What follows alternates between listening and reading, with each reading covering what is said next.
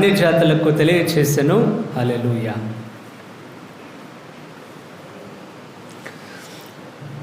పితా పుత్ర పవిత్రాత్మ నామమునా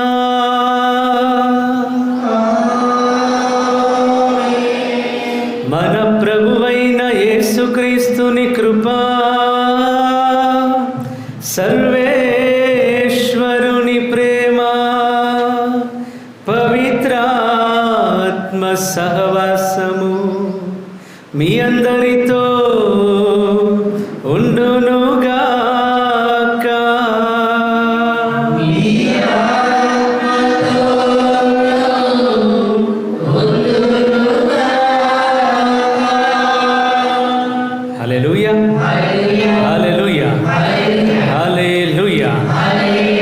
క్రీస్తునాథుని ప్రియమైన సహోదరి సహోదరులారా, ఈ రోజున మనం పాస్కా కాలంలో 5వ ఆదివారంలోనికి ప్రవేశించి ఉన్నాం.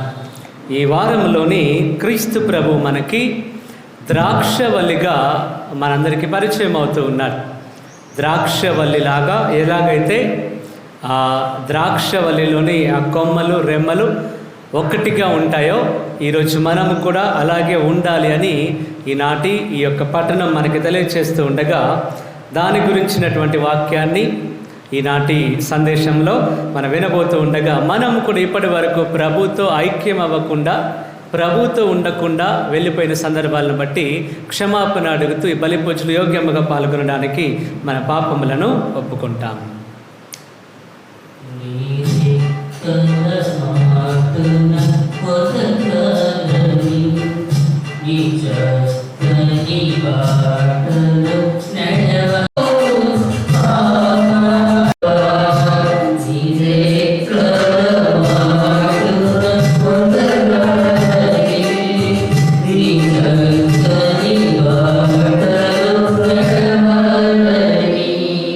సర్వశక్తి గల సర్వేశ్వరుడు మనకు దయచూపి మన పాపములను మన్నించి మనలను నిత్య జీవితమునకు చేర్చునుగాక. ప్రభువా దయచూపము, క్రీస్తువా దయచూపము, ప్రభువా దయచూపము.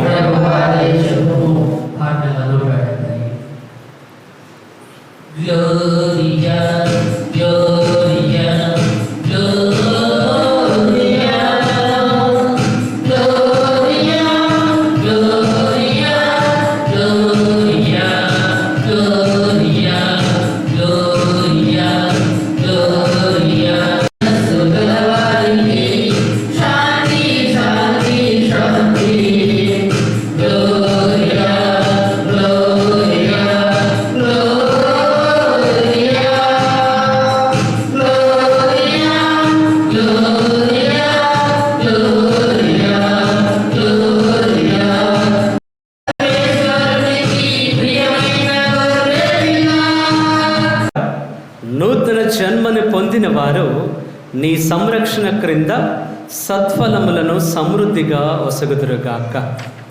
నిత్యానందపు సుఖశాంతులకు వారు పాత్రులగుదురుగాక. నీతోనూ పవిత్రాత్మతోనూ కలిసి యుగ యుగములు జీవించుచు పాలించు మా ప్రభువును మీ కుమారుడిన యేసుక్రీస్తు ద్వారా ఈ మనవి చేయుచున్నాము. ఆమేన్.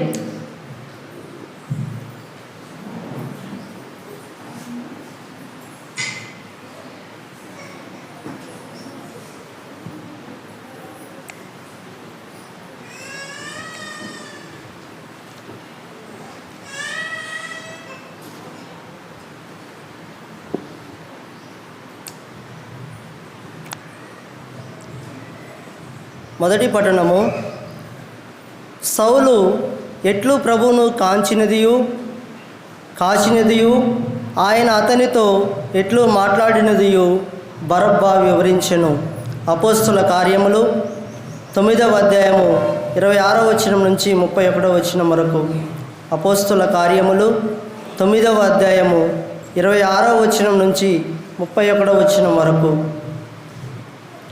సౌలు యెరూషలేమునకు చేరిన పిదప శిష్యులను కలుసుకున్నటకు ప్రయత్నించెను. అతడు కూడా శిష్యుడైనాడు అను సంగతిని వారు నమ్మలేకుండిరి. అందుచే అతడన్నచో వారికి గుండెదడ పుట్టించుచుండెను. అప్పుడు బరబ్బా సౌలునకు సహాయపడుటకై వచ్చి అతనిని అపోస్తలుల యొద్దకు తీసుకొని పోయి, సౌలు మార్గ మధ్యములో ఎట్లు ప్రభువును గాంచినదియు ఆయన అతనితో ఎట్లు మాట్లాడినదియు, సౌలు దమస్కులో యేసు నామమును ఎట్లు ధైర్యముగా ప్రసంగించినదియు వారికి పూసగుచ్చినట్లు వివరించెను. అప్పటి నుండి సౌలు వారితో కలిసి యెరూషలేమునందు అన్నంతటా తిరుగుచు ప్రభువు నామమున ధైర్యముగా ప్రసంగించుచుండెను. అప్పుడు గ్రీకు భాష మాట్లాడు యూదులతో కూడా మాట్లాడుచు చుండుటచే వారు అతనిని చంప ప్రయత్నించుచుండిరి. ఈ విషయమును ఎరిగిన సోదరులు సౌలును కైసరియాకు తీసుకొని పోయి అక్కడ నుండి అతనిని తర్సునకు వేసిరి. అందుచే యూదియా, గలిలయ, సమరియా సీమలందంతటా క్రీస్తు శ్రీసభ నిర్మితమై శాంతి చేకూరెను. అది దేవుని ఎడల భయభక్తుల తోడను పవిత్రాత్మ సహాయము తోడను జీవించుచు అధిక సంఖ్యలో దినదినాభివృద్ధి చెందుచుండెను. ఇది ప్రభుని వాక్కు.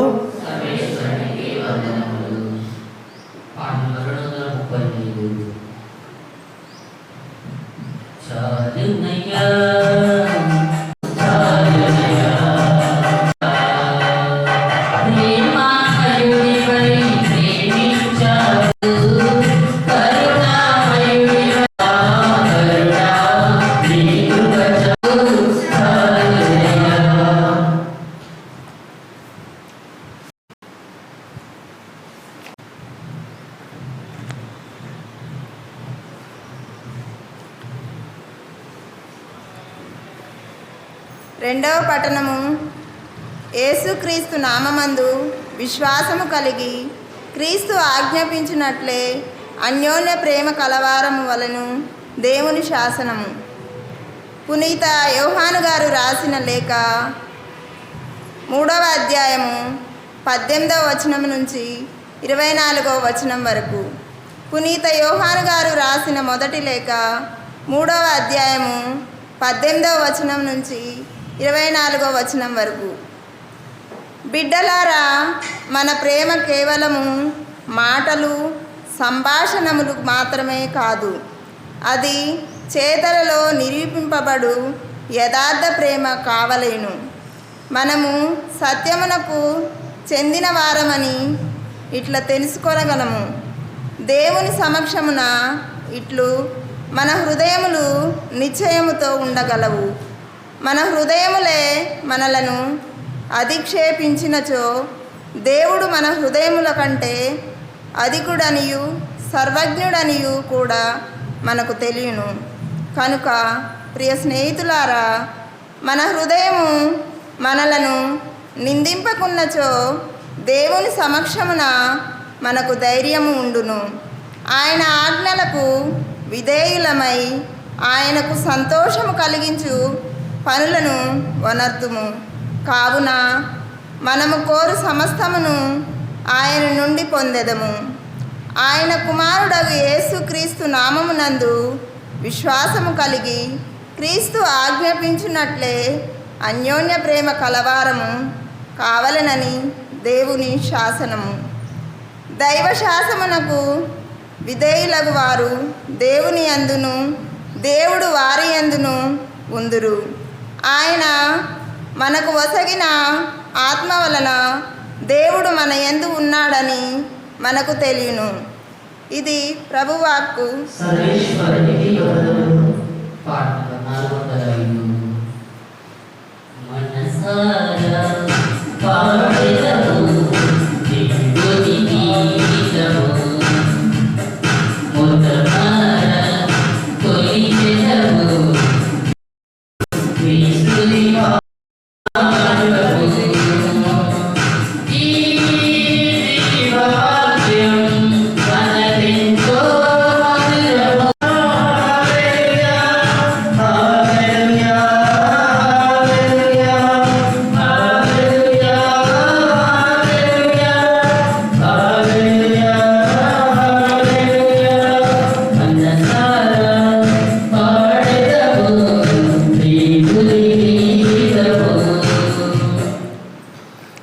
ప్రభు మీతో ఉండునుగాక.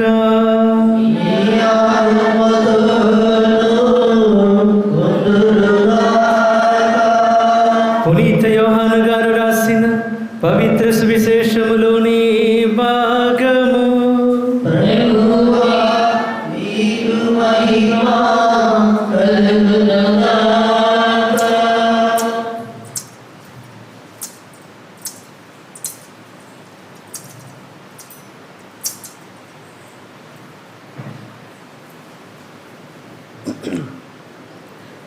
అధ్యాయము 15 వచనములు 1 నుండి 8 వరకు. యోహాను సువార్త 15వ అధ్యాయము 1వ వచనము నుండి 8వ వచనం వరకు. యేసు తన శిష్యులతో ఇట్లు పలికెను, నేను నిజమైన ద్రాక్షవల్లిని, నా తండ్రి వ్యవసాయి. నా యందు ఫలింపని ప్రతి కొమ్మను ఆయన తీసివేయును. ఫలించు ప్రతి తీగ అధికముగా ఫలించుటకై ఆయన దానిని కత్తిరించి సరిచేయును. నేను మీతో చెప్పిన మాట వలన మీరు ఇప్పుడు శుద్ధులైతిరి. నేను మీ యందు ఉందును, మీరు నా యందు ఉండుడు. ద్రాక్షవల్లి యందు ఉండని కొమ్మ దాని అంతటా అది ఫలింపచాలదు. అట్లే మీరును నా యందు ఉండనిచ్చో ఫలింపచాలరు. నేను ద్రాక్షవల్లిని, మీరు కొమ్మలు. ఎవడు నా యందు ఉండునో, నేను ఎవని యందు ఉందునో అతడు అధికముగా ఫలించును. ఇలైనా నేను లేక మీరు ఏమీయూ చేయచాలరు. నా యందు నివసింపని వాడు తీగవలే పారవేయబడి ఎండిపోవను. అట్టి కొమ్మలను ప్రోగు చేసి నిప్పులో వేసి తగులబెట్టుదురు. నా యందు మీరును మీ యందు నా మాటలను నిలిచి ఉన్నచో మీరు ఏమి కోరినను అది మీకు వసగబడును. మీరు అధికముగా ఫలించుట యందు నా తండ్రి మహిమ పరపబడును. ఇందువలన మీరు నా శిష్యులగుదురు. ఇది క్రీస్తుని సువిశేషము.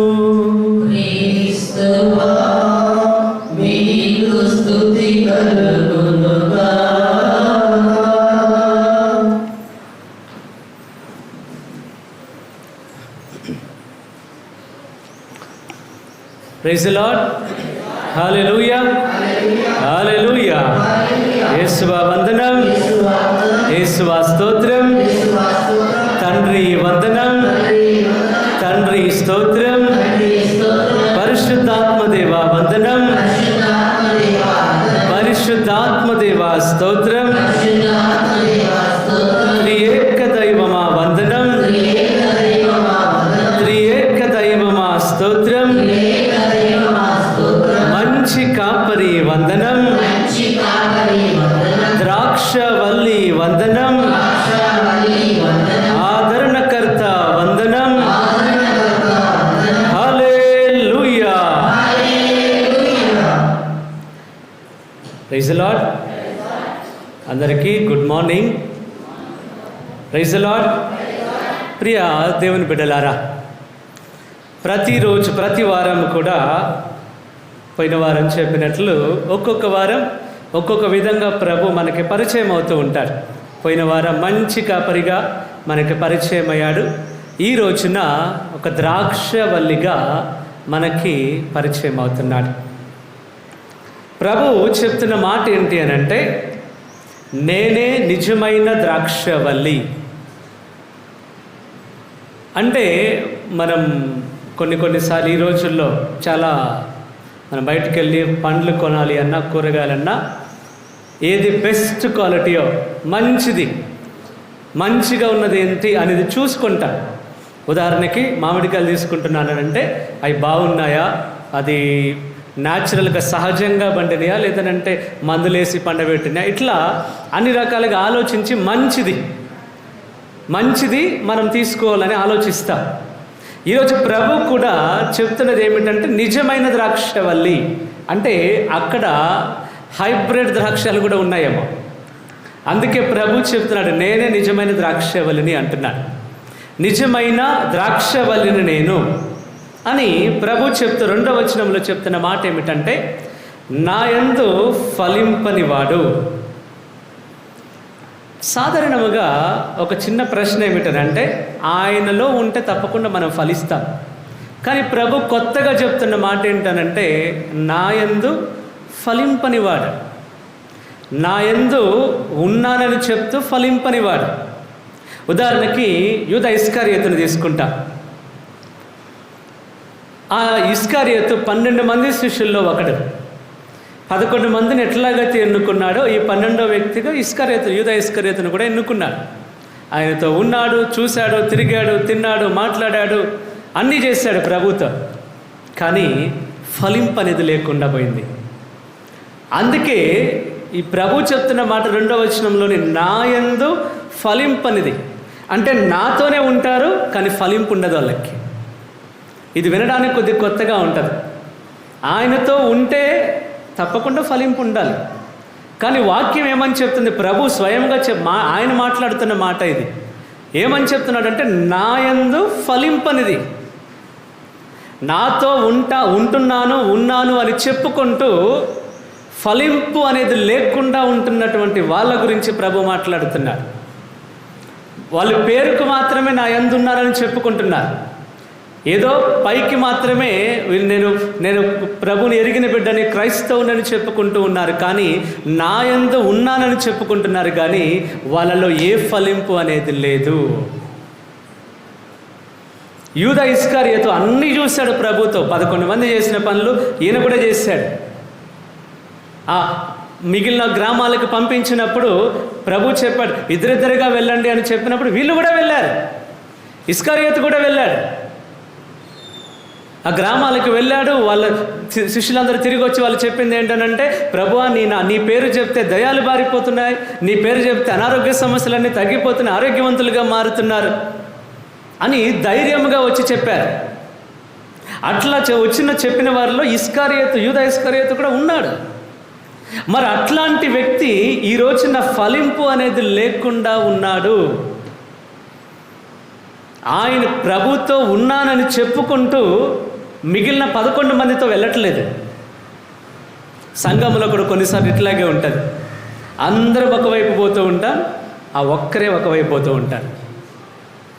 ప్రభుతో ఉన్నానని చెప్పుకుంటున్నట్లు మా పైకి మాత్రం చెప్తున్నా, నేను ప్రభుతో ఉన్నాను, ప్రార్థనకు పోతున్నానని చెప్పుకుంటున్నాను.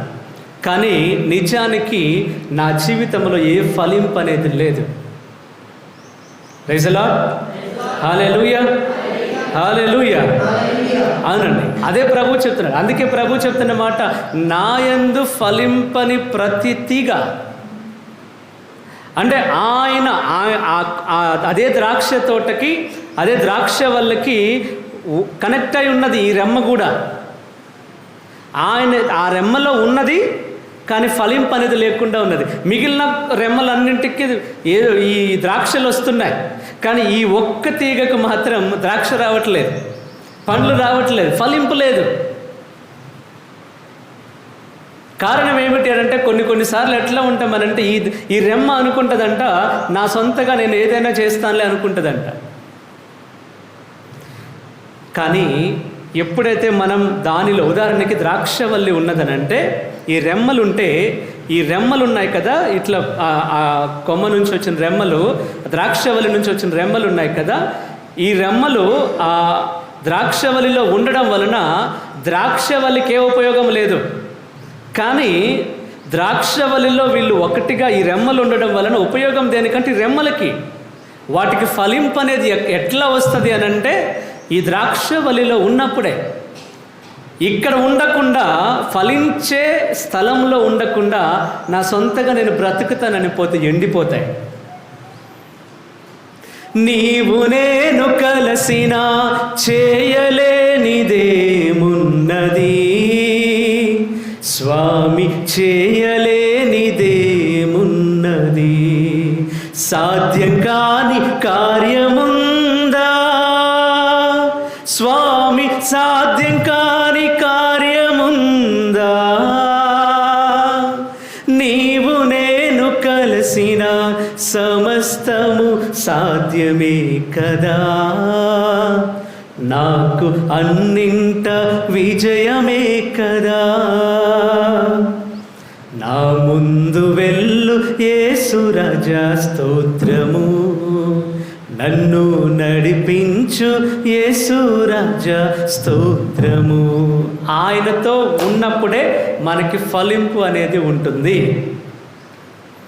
ఆయనతో లేకుండా నేను ఫలిస్తాను, నా సొంతగా నేను పోతాను, నాకు జ్ఞానం ఉంది, నాకు అన్నీ ఉన్నాయి, నాకు డబ్బులు ఉన్నాయి, నేను చేసుకుంటానని ఆయనలో ఉండకుండా పక్కకి సైడ్ బిజినెస్ చేసుకుంటూ పోతుంటే జాగ్రత్త, ఫలింపు ఉండదు, ఎండిపోతా. ఎందుకనంటే నీవు బ్రతకడానికి కావలసిన జీవం వచ్చేదే ఈ ద్రాక్షవల్లి నుంచి. అట్లాంటిది ద్రాక్షవల్లిలో నువ్వు ఉంటేనే, ఆ రెమ్మ ద్రాక్షవల్లిలో ఒకటిగా ఉంటేనే ద్రాక్షవల్లిలో ఉన్న జీవకణాలు ఈ రెమ్మలోనికి కూడా వస్తాయి. దాన్ని బ్రతికించేది ద్రాక్షవల్లి. కానీ అట్లాంటిది ఈరోజు ఏం జరుగుతుంది అని అంటే ఒకటిగా ఉండకుండా వేరుగా ఉంటుంది. ఈ యూదా ఇస్కరియోతు జీవితంలో జరిగింది అదే. అతను కూడా అందరితో కలిసి, అందరితో నన్ను ఎన్నుకున్నాడు యేసయ్య, నన్ను ఒక ఉద్దేశం కొరకు ఎన్నుకున్నాడు కదా, నేను ఆ పనిలో ముందుకు వెళ్తాను కదా, వెళ్ళాలి కదా అని ఆలోచన అనేది లేకుండా ఇటు వెళ్తూ బాగుంది కదా అని అటు పరిగెత్తాడు. ఏదో ఆశ చూపిస్తే అటువైపు పరిగెత్తాడు.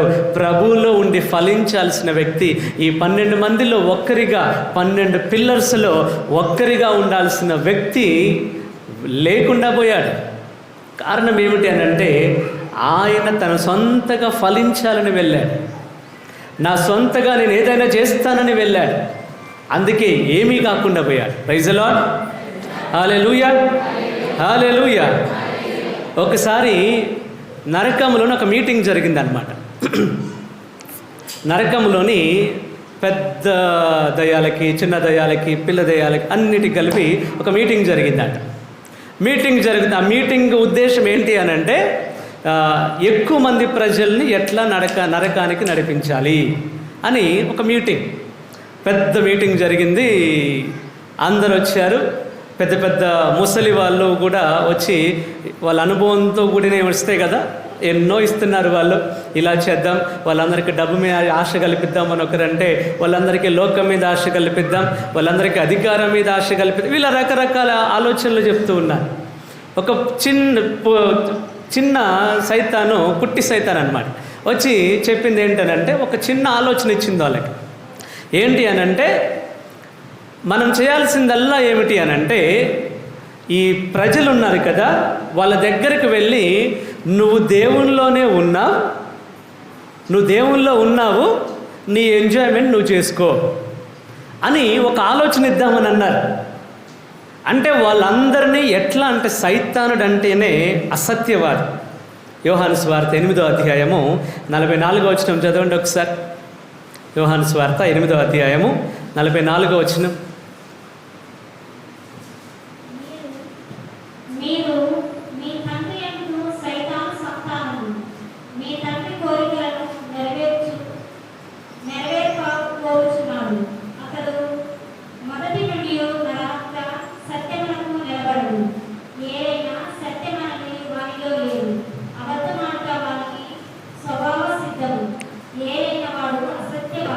వాడు సైతాను అనేవాడు అసత్యవాది, అబద్ధం చెప్తాడు.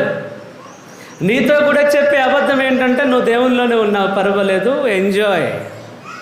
నువ్వు దేవునిలోనే ఉన్నావు, పర్వాలేదు, నువ్వు ఎంజాయ్ చేసుకో.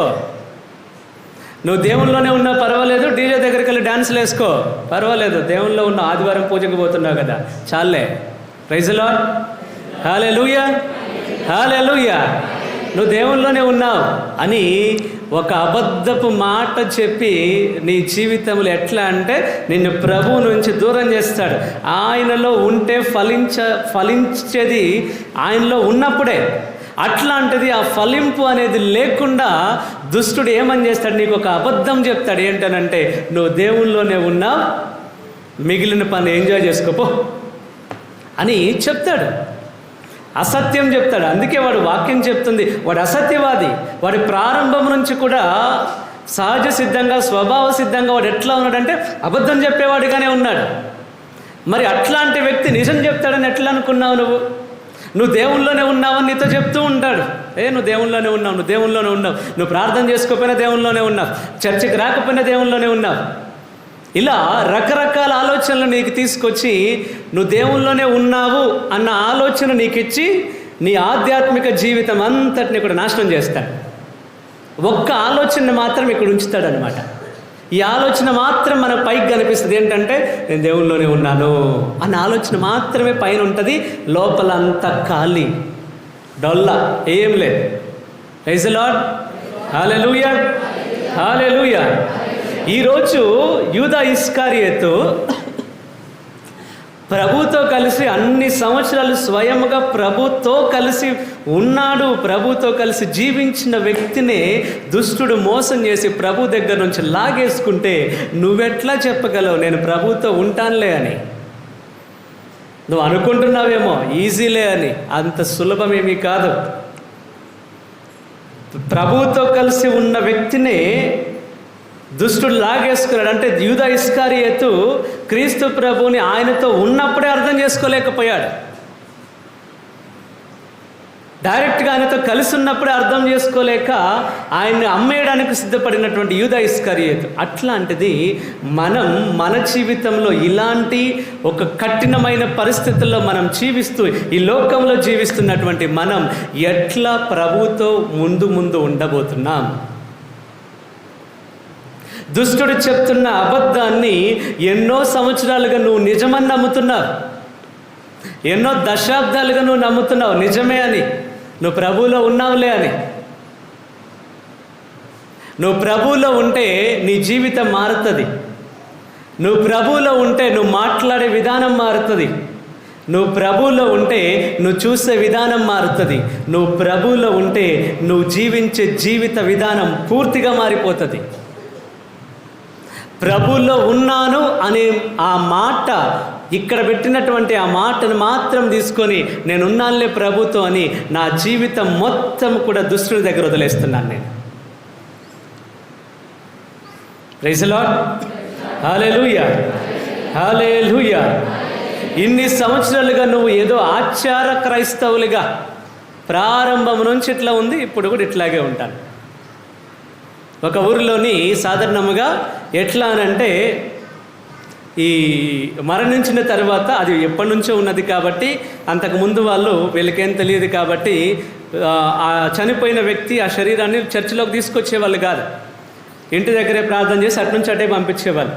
ఒక ఫాదర్ కొత్తగా వచ్చాడు విచారణకి, వచ్చి నేర్పించాడు వాళ్ళకి. ఏంటి అని అంటే, లేదు ఆలయంలోకి శరీరాన్ని తీసుకురావాలి, పూజ పెట్టాలి, వాళ్ళ కొరకు ప్రార్థించాలి, వాళ్ళ కొరకు పూజలు అర్పించాలి, తర్వాతనే మనం సమాధి కార్యక్రమం ఉంటుందని వాళ్ళకి నేర్పించాడు.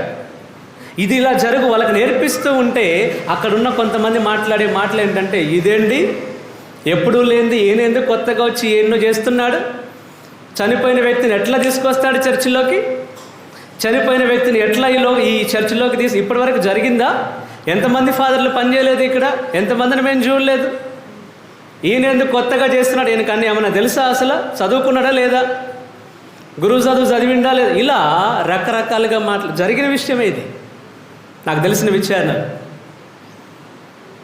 ఆయన చేస్తున్నది మంచి పనే, అన్ని చోట్ల జరుగుతున్నదే. మనం చివరిగా ఆ మరణించిన వ్యక్తి కొరకు పూజ అర్పించి చేసేది.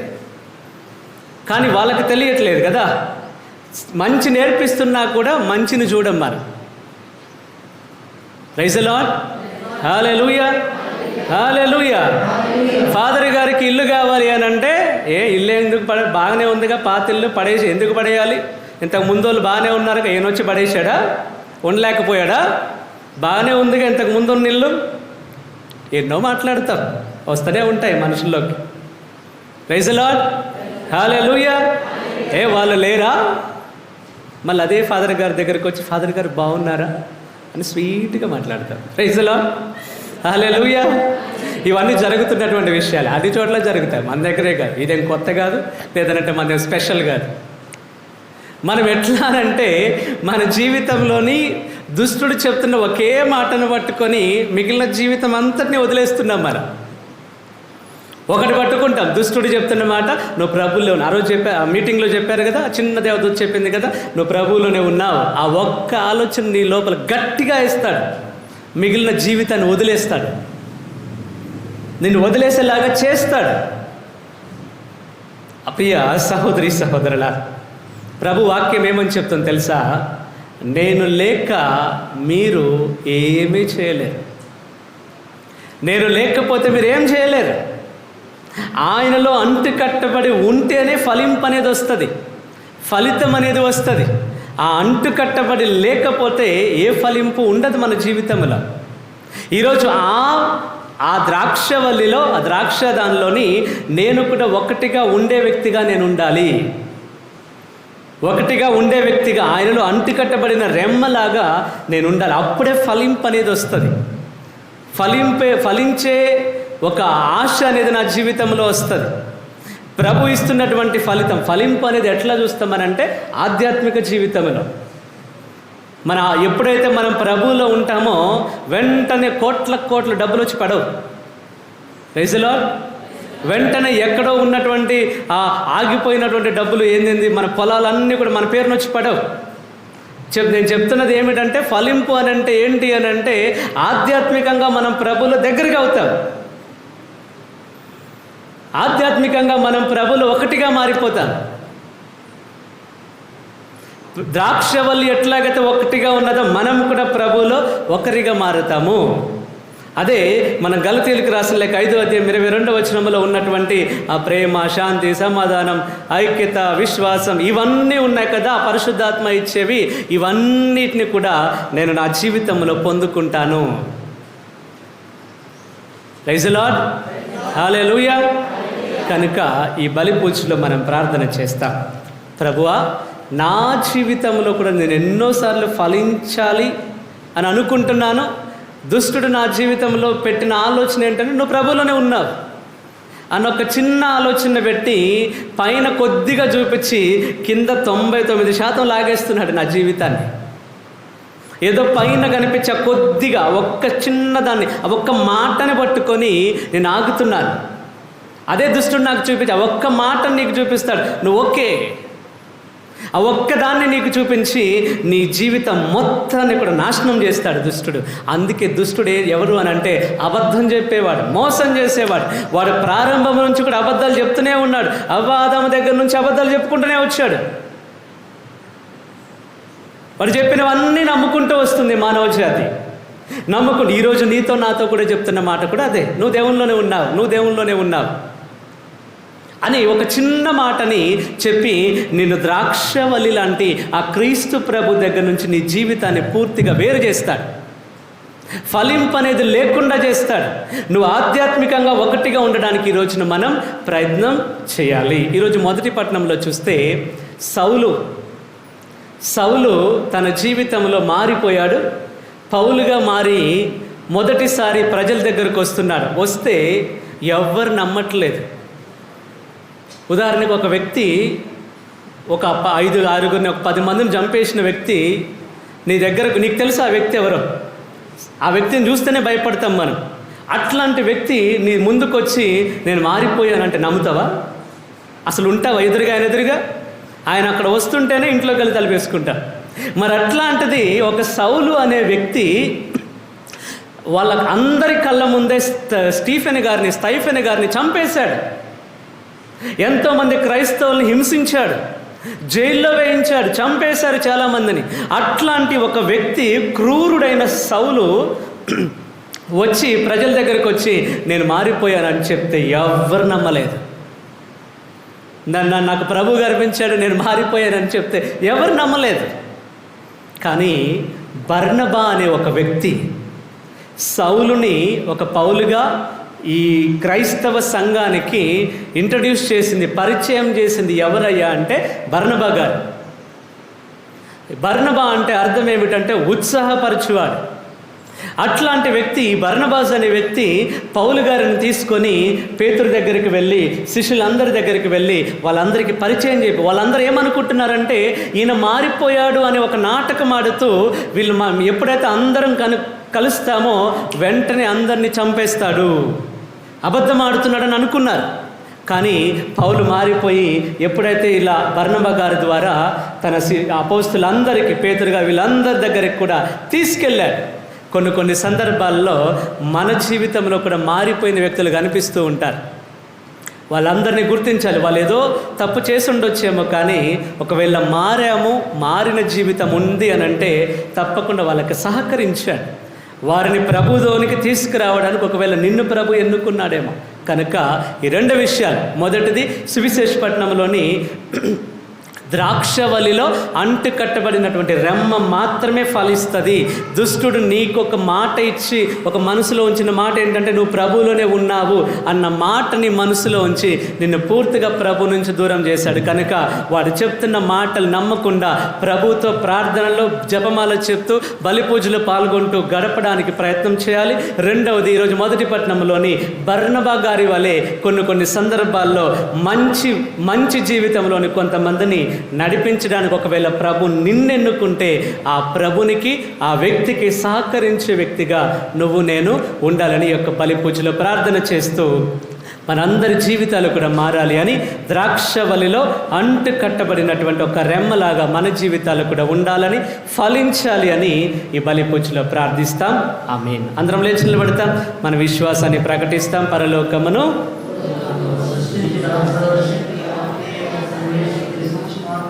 అతని యొక్క ఏకస్తుడైన అతని యొక్క నామమును యేసుక్రీస్తుని సృష్టించున్నాం. ఇతరుల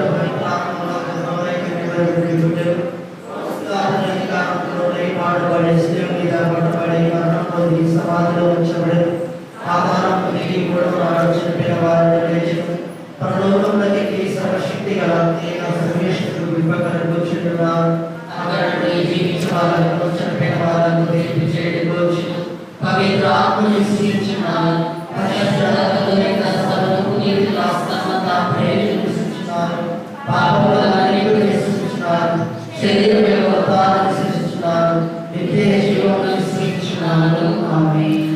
దేవుడు చేసిన మేరలో కృతజ్ఞత తెలియజేస్తూ కత్తెర కిలారమ్మ, వినాయి కుటుంబంలో దేవుని దీవెనలు, ఆయురారోగ్యంలో శాంతి సమాధానాలు ఉండాలని, కిలారమ్మకు దేవుడు మంచి ఆరోగ్యమును ప్రసాదించాలని, ముఖ్యంగా కుటుంబంలో ఉన్న ప్రతి ఒక్క చికాకు దేవుడు తీసివేసి అప్పులను తొలగించాలని, వినాయి దైవ భయంలో జీవించే కృపను అనుగ్రహించాలని, మరణించినటువంటి కత్తెర వెంకయ్య గారి ఆత్మకు నిత్య విశ్రాంతి కలగాలని ఈ యొక్క పూజను అర్పిస్తూ ఉన్నారు.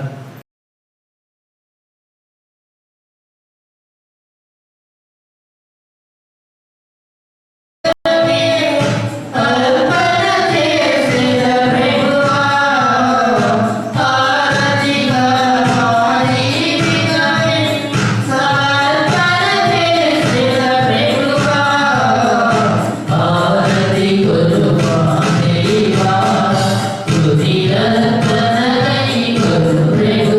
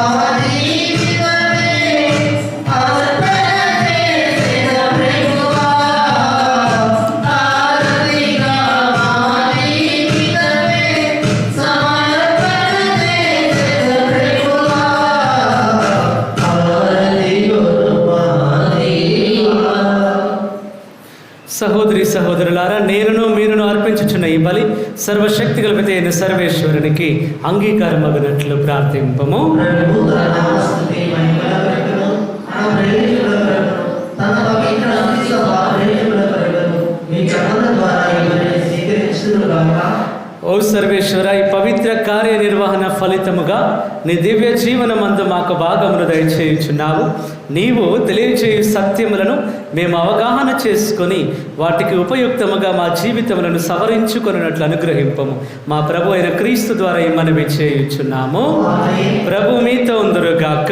ఈ ఆత్మతో ఉండుగాక. మీ మనస్సులను ఉన్నతమునకు త్రిప్పము. ప్రభు వైపు తిరిగినాము. మన దేవుడైన ప్రభువునకు కృతజ్ఞత తెలుపుదము. వారికి కృతజ్ఞత తెలుపుట ఎంతో న్యాయము. ఓ ప్రభువా, మేము ఎల్లప్పుడూ నీకు కృతజ్ఞత చెల్లించుటయు మా పాస్కేగు క్రీస్తు బలి అయిన ఈ కాలమున నిన్ను ఎక్కువగా స్తుతించి మహిమపరచుటయు యుక్తము, న్యాయము, ధర్మము, రక్షణదాయకము. ఏలైనా పాపముతో నిండిన పాత స్థితి వినాశనము కాగా పతనమైన విశ్వము నూతనీకరింపబడినది. క్రీస్తునందు సమగ్రమైన జీవనము మనకు లభించినది. ఈ విధముగా క్రీస్తునందు ఒక క్రొత్త యుగము ప్రారంభమైనది. కావున ప్రతి దేశము, ప్రతి ప్రజ పాస్కా ఆనందముతో ఉప్పొంగుచు నిన్ను స్తుతించుచున్నది. పరలోక శక్తులను, దూతల దళములను నీ మహత్వమును నిరతము కీర్తించుట ఎట్లనగా,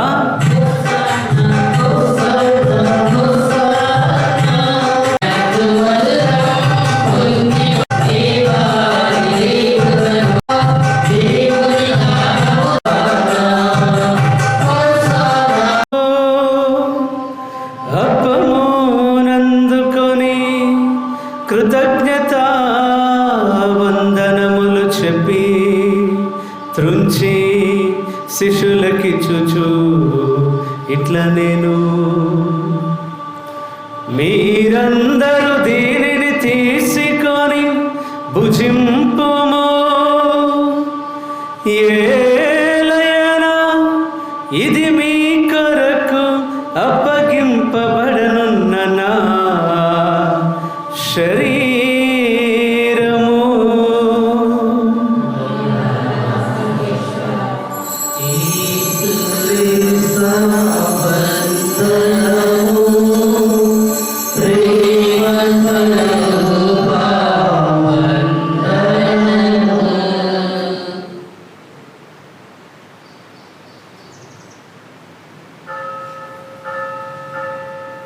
ఆ విధముననే భోజనానంతరము పాత్రమునందుకొని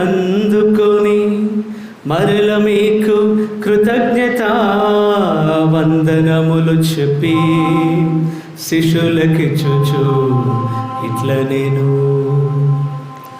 మీరందరూ దీనిని తీసుకొని పానము చేయుడు.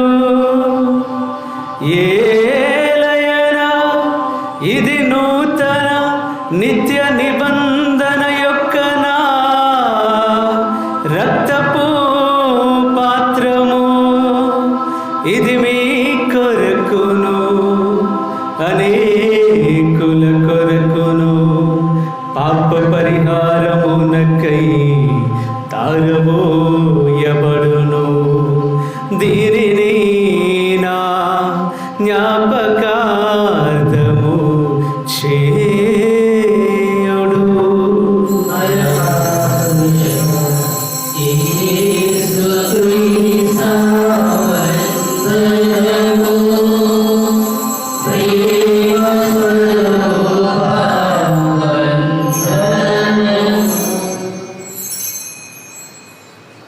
ఇది విశ్వాస రహస్యము.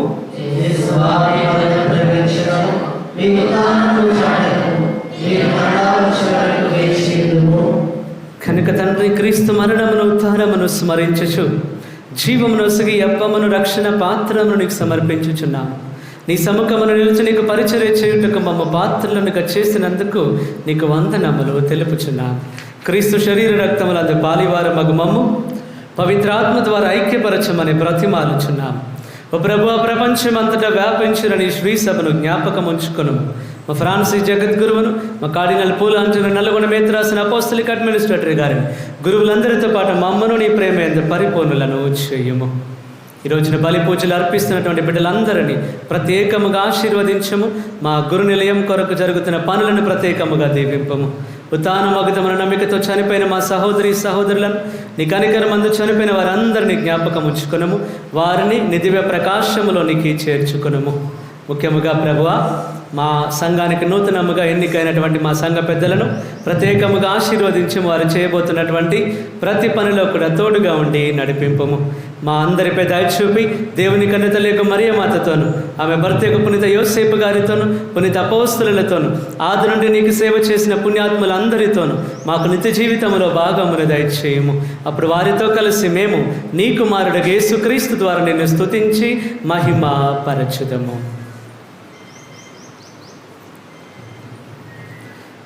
క్రీస్తు ద్వారా, క్రీస్తుతో, క్రీస్తునందు సర్వశక్తి గల పితయైన సర్వేశ్వరా, పవిత్రాత్మతో ఏకమయుండు మీకు యుగ యుగములు గౌరవ మహిమలు కలుగునుగాక.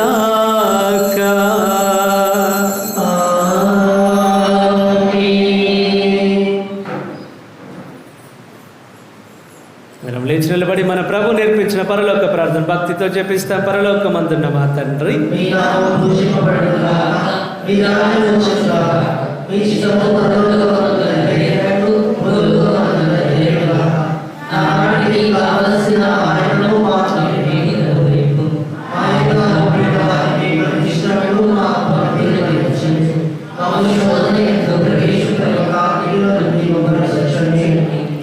ప్రభు అన్ని కీడుల నుండి మమ్మ రక్షింపము. మా ఈ రోజులలో మాకు శాంతిని ప్రసాదింపము. నీ దయానుగ్రహము వలన పాపము నుండి మమ్మ విముక్తులను చేసి అన్ని కలతల నుండి సర్వదా కాపాడము. మేము మోక్షానందమును మా రక్షకుడైన యేసుక్రీస్తు ఆగమమును నిరీక్షించుచుందుము.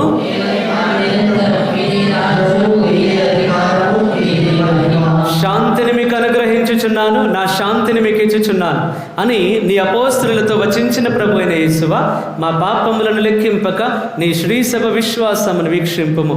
నీ చిత్త ప్రకారము నీ సభకు శాంతిని, ఐక్యమును అనుగ్రహింపుము. యుగ యుగములు జీవించుచు పరిపాలించు ప్రభువా. ప్రభుని యొక్క శాంతి, సమాధానం ఎల్లప్పుడూ మీ అందరితో ఉండును గాక. ఒకరికొకరు ప్రభుని యొక్క సమాధానమును తెలుపుకుందాము.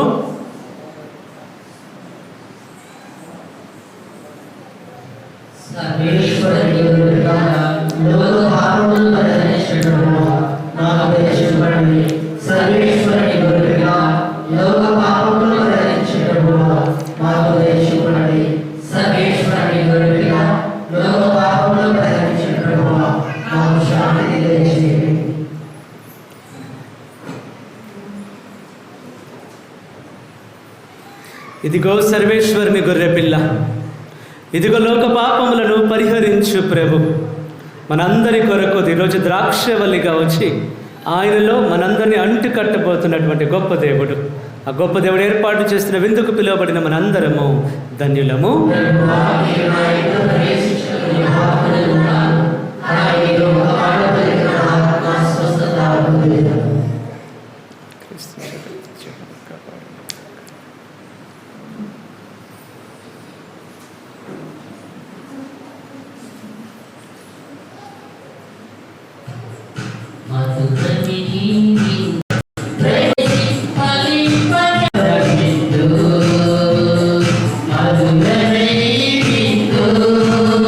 Padawan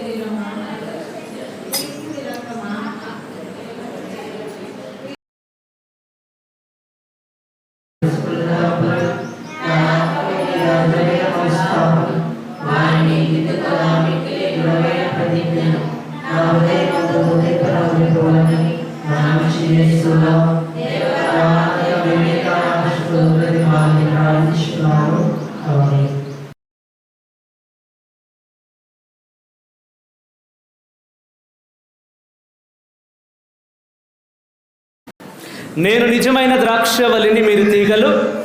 ఎవడు నా యందు ఉండునో, నేను ఎవని యందు ఉండునో అతడు అధికముగా ఫలించును అని ప్రభువు నుడుచున్నాడు. హల్లెలూయా. ప్రార్థించుదము.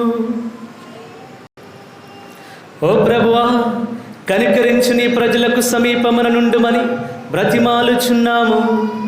స్వర్గపు ఆహారంతో సంతృప్తి చెందిన మేము మా పూర్వ పాపపు స్థితిని విస్మరించి నూతన జీవితమును జీవించినట్లు నీ కృపను అనుగ్రహింపుము. మా ప్రభు అయిన క్రీస్తు ద్వారా ఈ మనవి చేయుచున్నాము. ప్రభు మీతో ఉండునుగాక.